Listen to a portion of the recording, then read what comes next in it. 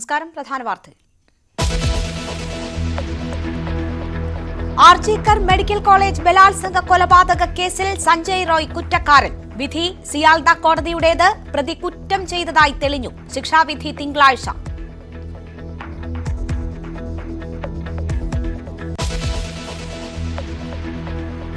ഷാരോൺ വധക്കേസിൽ ശിക്ഷാവിധി മറ്റന്നാൾ. കേസ് അപൂർവങ്ങളിൽ അപൂർവമെന്ന പ്രോസിക്യൂഷൻ. ഗ്രീഷ്മയ്ക്ക് ചെകുത്താന്റെ മനസ്സ്. പ്രതിക്ക് വധശിക്ഷ നൽകണം. പ്രണയം എന്ന് പറയുന്നത് വളരെ പരിപാവനമായിട്ടുള്ള ഒരു കാര്യമായിട്ട് കാണുകയും ഈ ഷാരോൺ രാജിനെ പ്രണയം നടിച്ച് വിശ്വാസവഞ്ചന നടത്തി വിളിച്ചു വരുത്തി ഒരു കൊലപാതകം നടത്തി എന്നുള്ള നിസ്സംശയം കോടതിയിൽ സാഹചര്യ തെളിവുകൾ കൊണ്ട് തെളിഞ്ഞിരിക്കുന്ന ഒരു കേസാണ്. പരിശുദ്ധ പ്രണയം എന്ന കൺസെപ്റ്റിനെ തന്നെ കൊല ചെയ്തിരിക്കുന്നു എന്നുള്ളൊരു അഭിപ്രായം കൂടി പ്രോസിക്യൂഷൻ അവിടെ പറഞ്ഞു. പ്രായം കണക്കിലെടുത്ത് ഇളവ് വേണമെന്ന് ഗ്രീഷ്മ. പഠിക്കാൻ അവസരം നൽകണം. നഗ്നചിത്രം കൈവശം വെച്ച് ഷാരോൺ ഭീഷണിപ്പെടുത്തിയെന്നും കോടതിയിൽ ഗ്രീഷ്മയുടെ വാദം. സൗജന്യ ചികിത്സ നൽകുമെന്ന വാഗ്ദാനം സർക്കാർ പാലിച്ചില്ല. ആലപ്പുഴയിൽ ചികിത്സാ പിഴവ് നേരിട്ട കുട്ടിയുടെ തുടർ ചികിത്സയ്ക്ക് പണം ആവശ്യപ്പെട്ടു. തിരുവനന്തപുരം SAT ആശുപത്രിക്കെതിരെ കുട്ടിയുടെ പിതാവ്.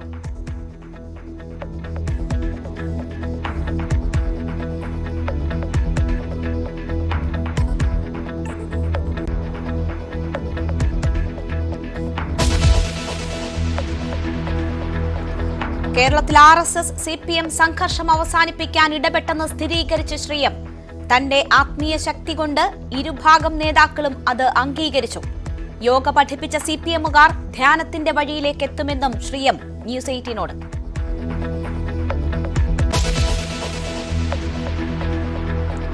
പ്രതിപക്ഷാരോപണങ്ങൾക്കിടെ കഞ്ചിക്കോട് ബ്രൂവറിക്ക് സർക്കാരിന്റെ പ്രാഥമിക അനുമതി. 600 കോടി മുതൽ മുടക്കുള്ള പദ്ധതി 4 ഘട്ടങ്ങളായി നടപ്പാക്കും.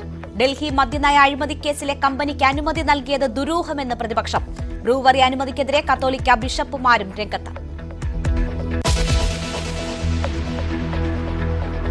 ബോളിവുഡ് നടൻ സെയ്ഫ് അലി ഖാനെ ആക്രമിച്ച പ്രതിയെ പിടികൂടാനാകാതെ പോലീസ്. പ്രതിയെന്ന് സംശയിക്കുന്നയാളുടെ 2 CCTV ദൃശ്യങ്ങൾ കൂടി പുറത്തുവന്നു. ഇയാൾ ഗുജറാത്തിലേക്ക് കടന്നതായി സംശയം. ഗാസ സമാധാന കരാറിന് ഇസ്രയേൽ മന്ത്രിസഭയുടെ അംഗീകാരം. വെടിനിർത്തൽ കരാർ നാളെ മുതൽ നിലവിൽ വരും. ആദ്യം നടക്കുക ബന്ദികളുടെയും തടവുകാരുടെയും കൈമാറ്റം.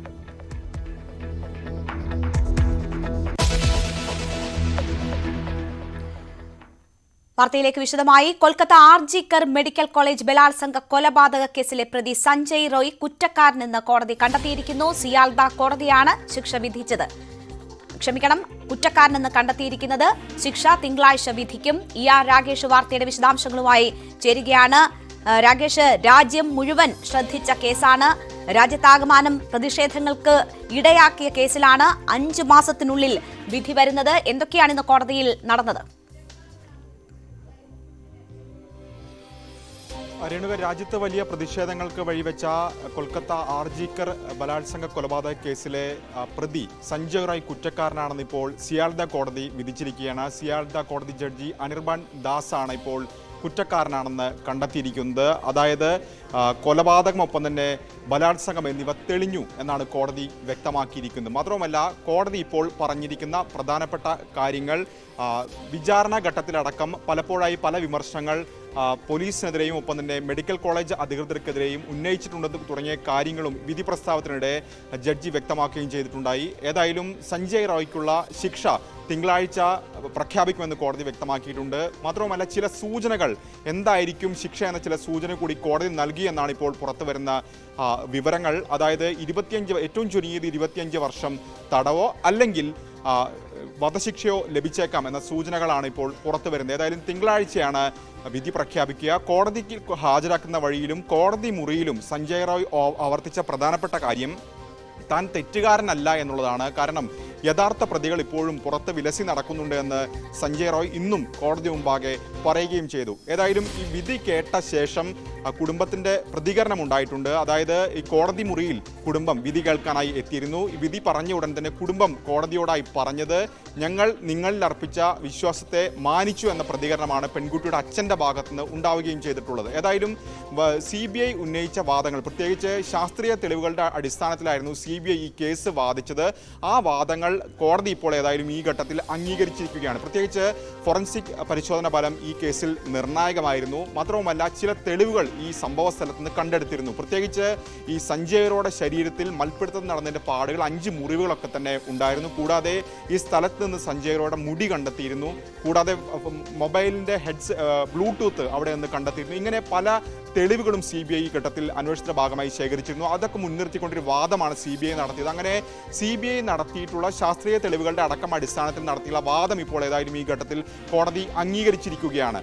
ഏതായാലും മമതാ ബാനർജിയെ സംബന്ധിച്ചും വലിയ ആശ്വാസം നൽകുന്നതാണ് ഈ വിധി. കാരണം രാഷ്ട്രീയ ജീവിതത്തിൽ മുഖ്യമന്ത്രി എന്ന നിലയിൽ മമതാ ബാനർജി നേരിട്ടിട്ടുള്ള ഏറ്റവും വലിയ പ്രതിരോധം ഒരുപക്ഷെ ആർജിക്കർ കേസുമായി ബന്ധപ്പെട്ടായിരിക്കും. കാരണം 2011 മമതാ ബാനർജി സംസ്ഥാനത്ത് മുഖ്യമന്ത്രിയായി അധികാരത്തിൽ വരുന്നത്.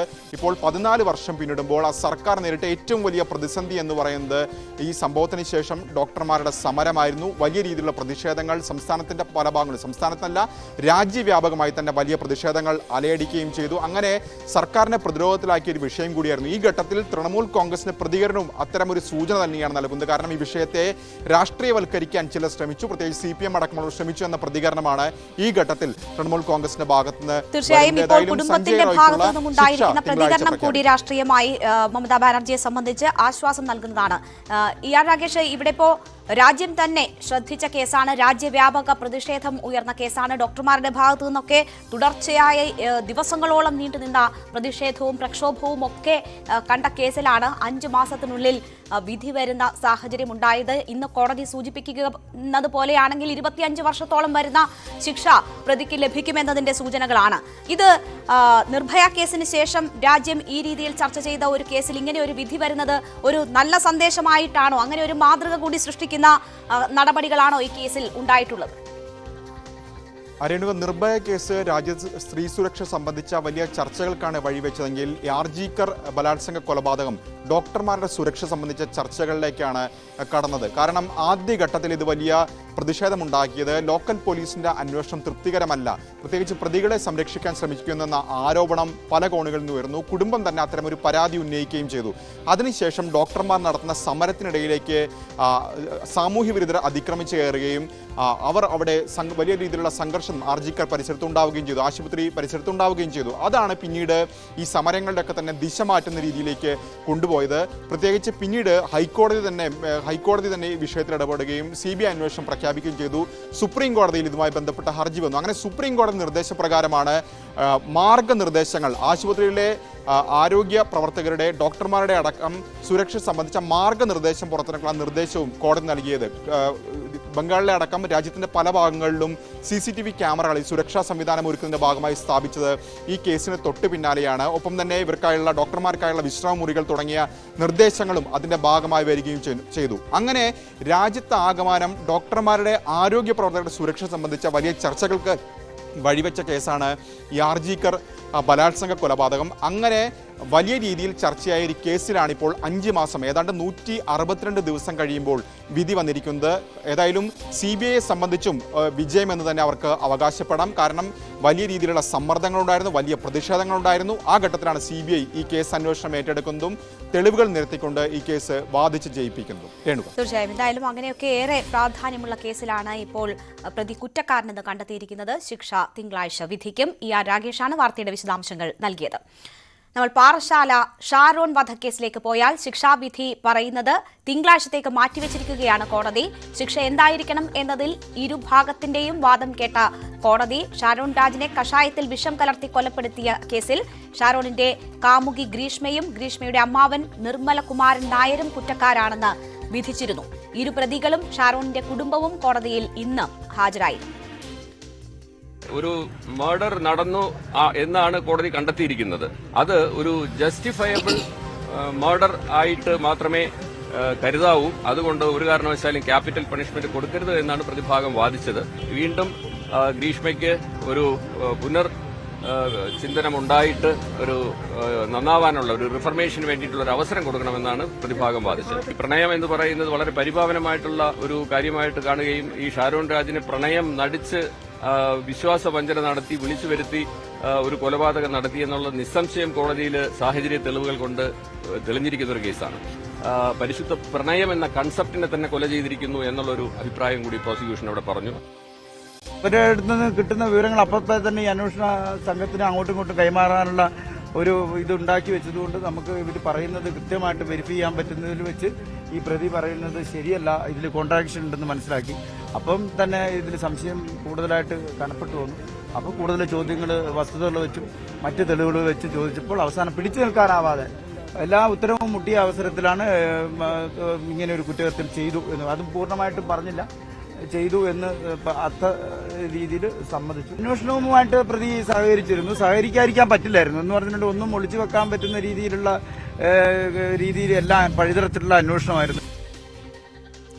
പ്രോസിക്യൂഷൻ അഭിഭാഷകന്റെയും അന്വേഷണത്തിന് നേതൃത്വം നൽകിയ ഉദ്യോഗസ്ഥന്റെയും പ്രതികരണമാണ് നമ്മൾ കേട്ടത്. എന്താണ് ഇന്ന് കോടതിയിൽ നടന്നതെന്ന് നോക്കിയാൽ തികഞ്ഞ ആസൂത്രണത്തോടെ ക്രൂരമായി നടത്തിയ കൊലപാതകത്തിന് വധശിക്ഷ തന്നെ നൽകണമെന്നായിരുന്നു പ്രോസിക്യൂഷൻ വാദം. ആത്മഹത്യ മാത്രം ജീവിതത്തിൽ ബാക്കിയായ ഒരു പെൺകുട്ടി മറ്റ് പോംവഴികളൊന്നുമില്ലാതെ വന്നപ്പോൾ ചെയ്ത തെറ്റിന് പ്രായം പരിഗണിച്ച് പരമാവധി കുറവ് ശിക്ഷ നൽകണമെന്നായിരുന്നു പ്രതിഭാഗത്തിന്റെ വാദം. അട്ടക്കുളങ്ങര വനിതാ ജയിലിൽ നിന്ന് കനത്ത പോലീസ് സുരക്ഷയിലാണ് രാവിലെ 10:30 ഗ്രീഷ്മയെ നെയ്യാറ്റിൻകര സെഷൻസ് കോടതിയിൽ എത്തിച്ചത്. 11 മണിക്ക് കോടതി നടപടികൾ ആരംഭിച്ചു. 11:16 കേസ് പരിഗണിച്ചു. ഭാവഭേദങ്ങളൊന്നുമില്ലാതെ പ്രതിക്കൂട്ടിൽ ഗ്രീഷ്മയും അമ്മാവനും. ഷാരോൺ രാജ് വധക്കേസിൽ കൊല ചെയ്യപ്പെട്ടത് സ്നേഹമാണെന്നും നിഷ്കളങ്കനായ യുവാവിനെ സ്നേഹം നടിച്ച് പ്രലോഭിപ്പിച്ച് വീട്ടിൽ വിളിച്ചു വരുത്തി കാപ്പിക്കെന്ന കളനാശിനി കലർന്ന കഷായം അമിത അളവിൽ നൽകി മരണം ഉറപ്പുവരുത്താനുള്ള ആസൂത്രിതമായ നീക്കമാണ് നടന്നതെന്നുമായിരുന്നു പ്രോസിക്യൂഷന്റെ പ്രധാന വാദം. ചെകുത്താന്റെ മനസ്സുള്ള ഒരാൾക്ക് ഇങ്ങനെയൊരു കൊലപാതകം ആസൂത്രണം ചെയ്യാനാകൂ. 2022 ഒക്ടോബർ 14 വിഷം കലർത്തിയ കഷായം കുടിച്ചതിന് പിന്നാലെ 11 ദിവസം ഷാരോൺ അനുഭവിച്ച മരണവേദന സമാനതകൾ ഇല്ലാത്തതാണ്. ചുണ്ടുമുതൽ അടിവയർ വരെ ആന്തരിക അവയവങ്ങൾക്ക് പൊള്ളലേറ്റ് രക്തസ്രാവത്തെ തുടർന്നാണ് യുവാവിന് ജീവൻ നഷ്ടപ്പെട്ടത്. ഈ കൊടും ക്രൂരകൃത്യത്തിന് വധശിക്ഷ നൽകാൻ കോടതി തയ്യാറാകണമെന്നും പ്രോസിക്യൂഷൻ. അതേസമയം പെൺകുട്ടിയുടെ ജീവിതത്തിൽ നിന്ന് ഷാരോൺ രാജ് ഒരിക്കലും ഒഴിഞ്ഞു പോകില്ലെന്ന സ്ഥിതി വന്നതോടെയാണ് മറ്റ് ക്രിമിനൽ പശ്ചാത്തലങ്ങളൊന്നുമില്ലാത്ത ഗ്രീഷ്മ ഇത്തരമൊരു കുറ്റകൃത്യത്തിന് മുതിർന്നതെന്നായിരുന്നു പ്രതിഭാഗത്തിന്റെ വാദം. പ്രണയം നടിച്ച് വിവിധ സ്ഥലങ്ങളിൽ എത്തിച്ച യുവതിയുമൊത്തുള്ള സ്വകാര്യ ദൃശ്യങ്ങൾ ഷാരോൺ മൊബൈലിൽ പകർത്തി. ഇത് കാണിച്ച് ഭീഷണിപ്പെടുത്തി.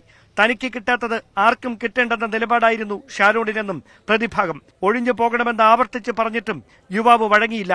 ഒടുവിൽ ആത്മഹത്യ മാത്രം പോംവഴിയെന്ന സ്ഥിതിയിലേക്ക് പെൺകുട്ടിയെത്തി.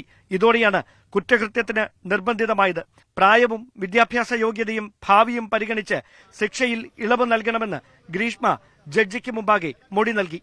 മാധ്യമ വാർത്തകൾ മാത്രം അടിസ്ഥാനമാക്കി കേസിൽ വിധി പറയാനാകില്ലെന്നായിരുന്നു നെയ്യാറ്റിൻകര സെഷൻസ് ജഡ്ജി AM ബഷീറിന്റെ പ്രതികരണം. കേരളം ഉദ്വേഗത്തോടെ കാത്തിരിക്കുന്ന കേസിൽ തിങ്കളാഴ്ച കോടതി ശിക്ഷ വിധിക്കും. ക്യാമറമാൻ സന്തോഷ് കുമാറിനൊപ്പം നെയ്യാറ്റിൻകരയിൽ നിന്ന് ഡാൻ കുര്യൻ, ന്യൂസ് 18.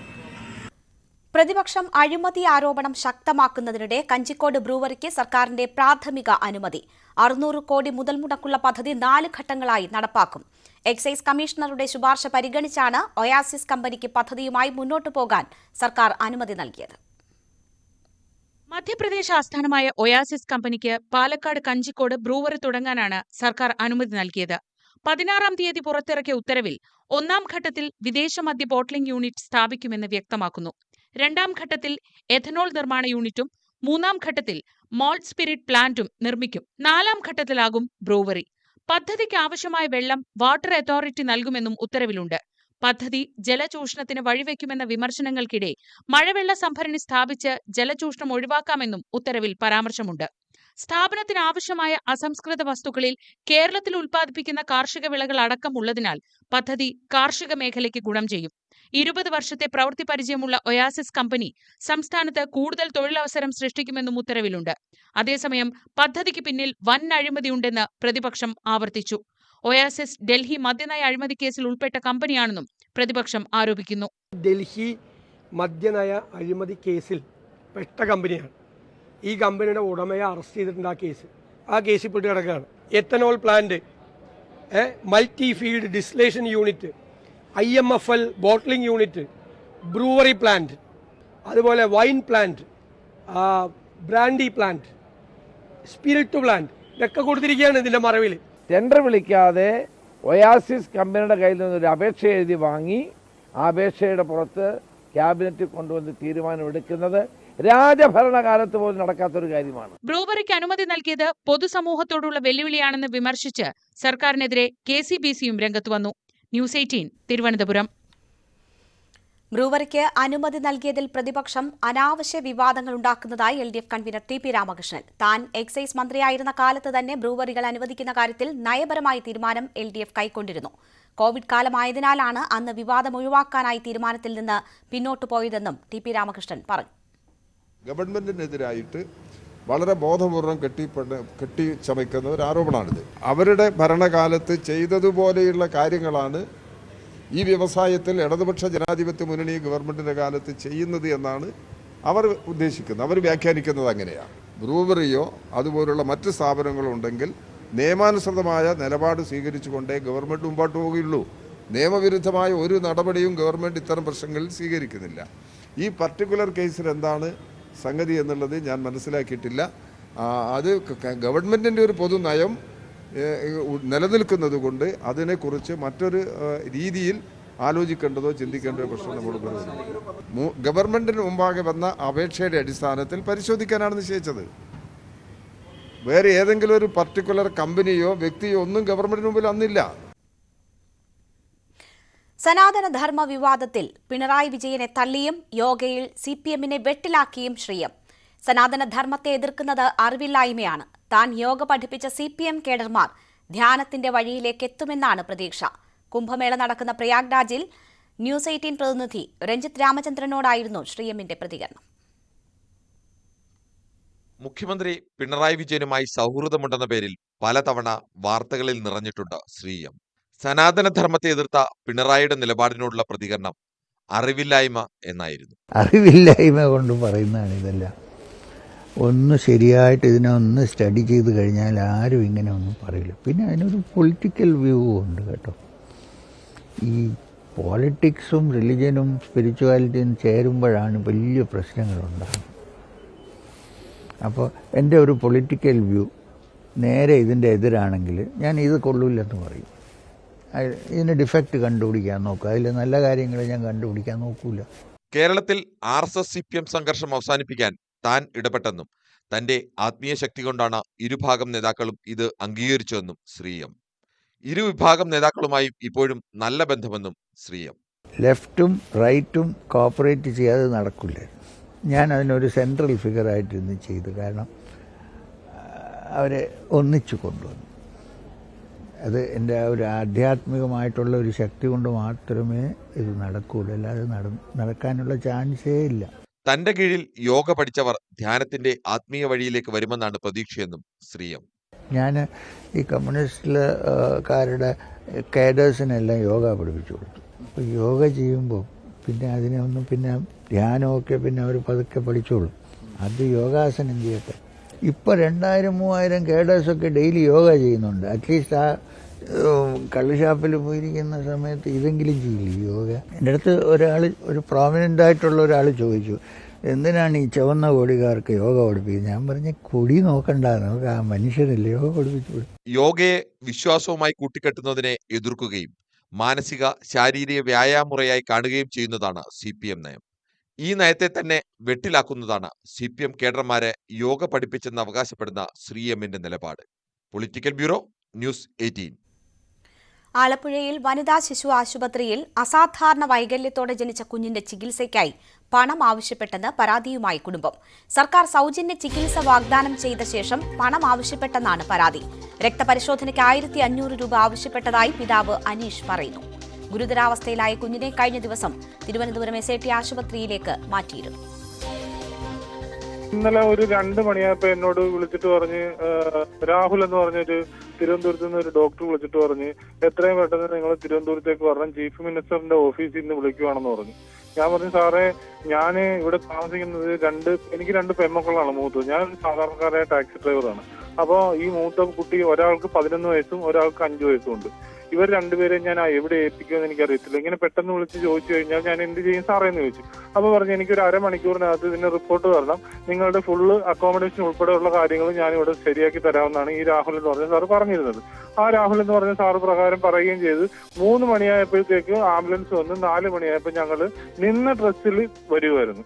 എന്റെ കയ്യിൽ 1 രൂപയില്ല. ഞാൻ 3 മാസത്തോളമായി ഈ ആശുപത്രിയും വീടുമായിട്ട് നടക്കാൻ തുടങ്ങിയിട്ട് എനിക്ക് ജോലിക്ക് പോകാൻ പറ്റുന്നില്ല. എന്റെ അടുത്ത് ഇന്ന് ഞാൻ ബ്ലഡ് ടെസ്റ്റ് ചെയ്യാനായിട്ട് ചെന്നപ്പോഴത്തേക്ക് 1500 രൂപ അടയ്ക്കണമെന്ന് പറഞ്ഞു. ഞാൻ പറഞ്ഞു മുഖ്യമന്ത്രിയുടെ ഇതിലും വീണ ജോർജ് മന്ത്രിയുടെ ഇതിലും സൗജന്യ ചികിത്സ പ്രഖ്യാപിച്ച കുഞ്ഞാണ് എന്ന് പറഞ്ഞപ്പോഴത്തേക്ക് അവർക്ക് അതൊരു അധിക്ഷേപിച്ചാണ് എന്നോട് സംസാരിച്ചത്. അപ്പൊ അവര് പറയുന്നത് അതൊന്നും ഇവിടെ പറഞ്ഞിട്ട് കാര്യമില്ല, ഇവിടെ 1500 രൂപ അടയ്ക്കണം, ആരോഗ്യകിരണം പഠിപ്പിച്ചിട്ടുണ്ടെങ്കിൽ 1000 രൂപ അടയ്ക്കണം. ഞാൻ പറഞ്ഞു എന്റെ കയ്യിൽ പൈസ ഇല്ല, എന്റെ കുഞ്ഞിന് ചികിത്സ നിങ്ങൾ തരണ്ട.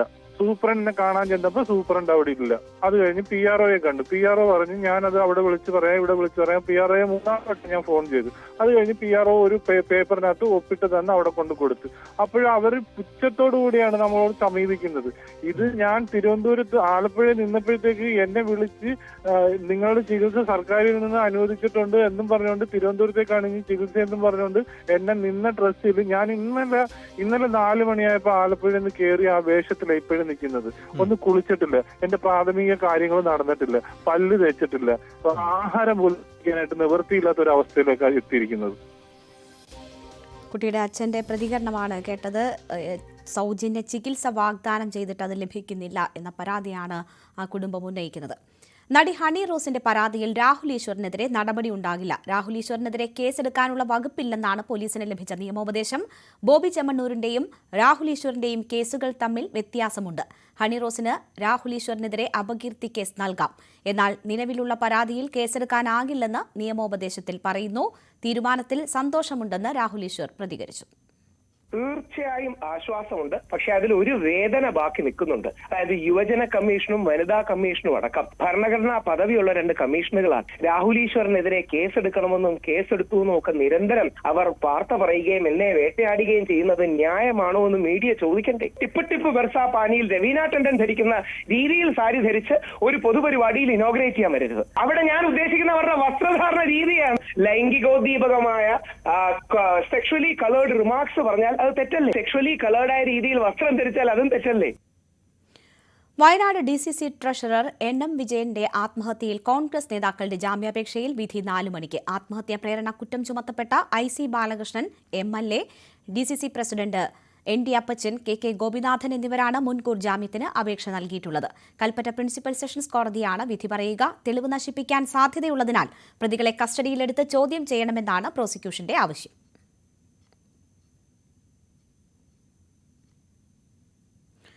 തിരുവനന്തപുരം നെടുമങ്ങാട് ടൂറിസ്റ്റ് ബസ് മറിഞ്ഞ് ഒരാൾ മരിച്ച അപകടത്തിൽ ഡ്രൈവറുടെ അറസ്റ്റ് രേഖപ്പെടുത്തി. ഒറ്റശേഖരമംഗലം സ്വദേശി അരുൾദാസ് ആണ് അറസ്റ്റിലായത്. അലക്ഷ്യമായി വാഹനമോടിച്ച് അപകടം വരുത്തിയെന്നാണ് കേസ്. ഇന്നലെ രാത്രി 9:30 നെടുമങ്ങാട് ഇരിഞ്ചിയത്താണ് അപകടമുണ്ടായത്. ബസ് അമിത വേഗതയിലായിരുന്നുവെന്ന് യാത്രക്കാർ പറഞ്ഞു. കാട്ടാക്കടയിൽ നിന്ന് മൂന്നാറിലേക്ക് പോയ 49 അംഗ സംഘം സഞ്ചരിച്ച ബസ്സാണ് അപകടത്തിൽപ്പെട്ടത്.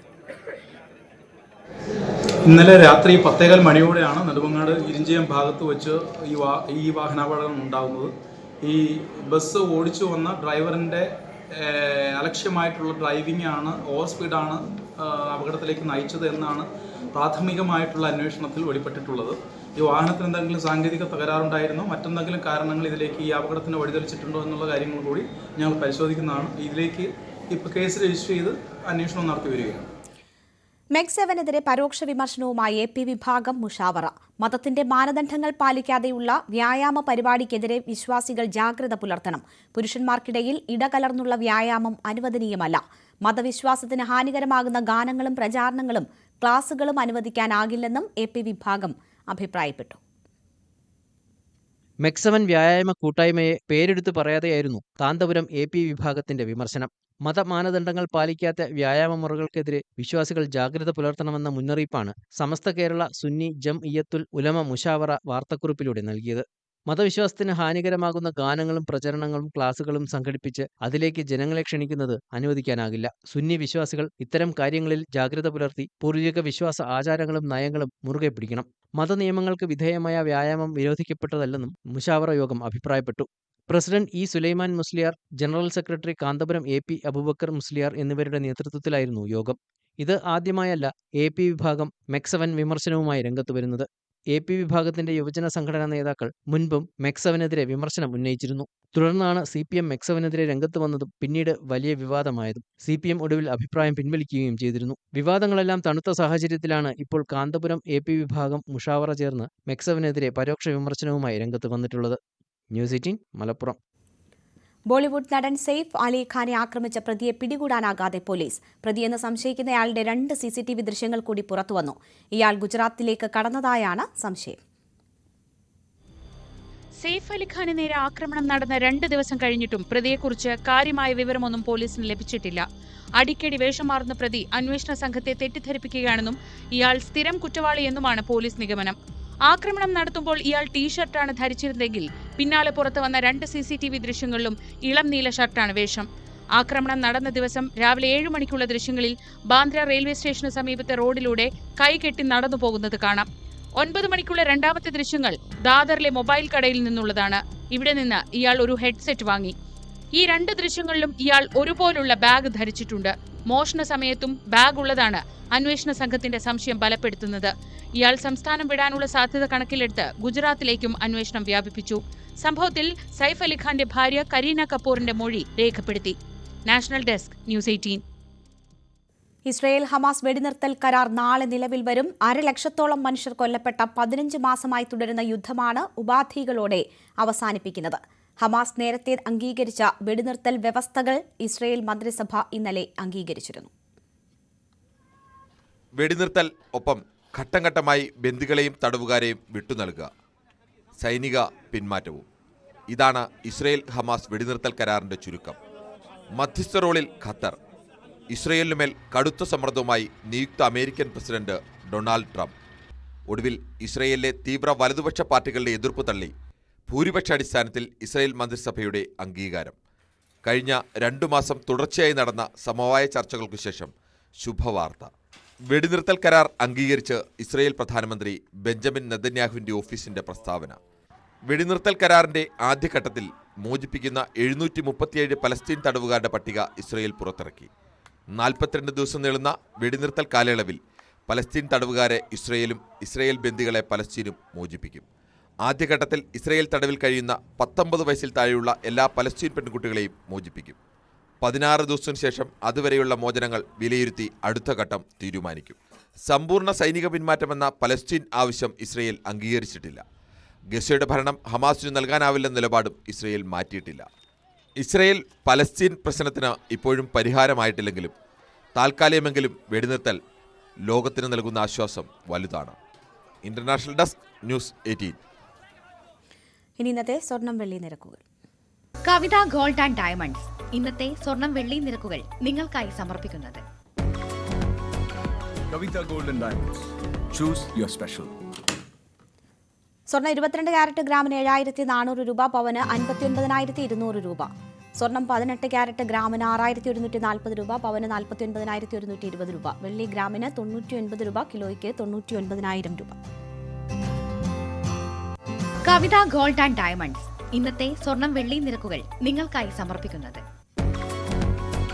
കവിത gold and diamonds. Choose your special. ഇപ്പോൾ കിട്ടുന്ന വാർത്തയിലേക്കാണ്. മണ്ണാർക്കാട് നബീസ കൊലപാതക കേസിൽ പ്രതികൾക്ക് ജീവപര്യന്തം ശിക്ഷ. ഫസീലയ്ക്കും ബഷീറിനും ജീവപര്യന്തവും 2 ലക്ഷം രൂപ പിഴയുമാണ് ശിക്ഷ വിധിച്ചിരിക്കുന്നത്. കൊലപാതക കുറ്റം, തെളിവ് നശിപ്പിക്കൽ, ഗൂഢാലോചന കുറ്റങ്ങൾ തെളിഞ്ഞതായി മണ്ണാർക്കാട് കോടതി കണ്ടെത്തിയിരിക്കുന്നു.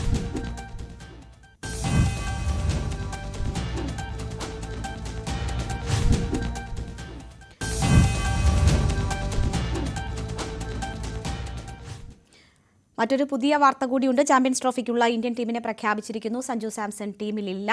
രോഹിത് ശർമ്മ നയിക്കും. ഒപ്പം ശുഭ്മാൻ ഗിൽ വൈസ് ക്യാപ്റ്റൻ. ഇത് 3 മണി വാർത്ത പൂർണ്ണമാവുകയാണ്. നമസ്കാരം.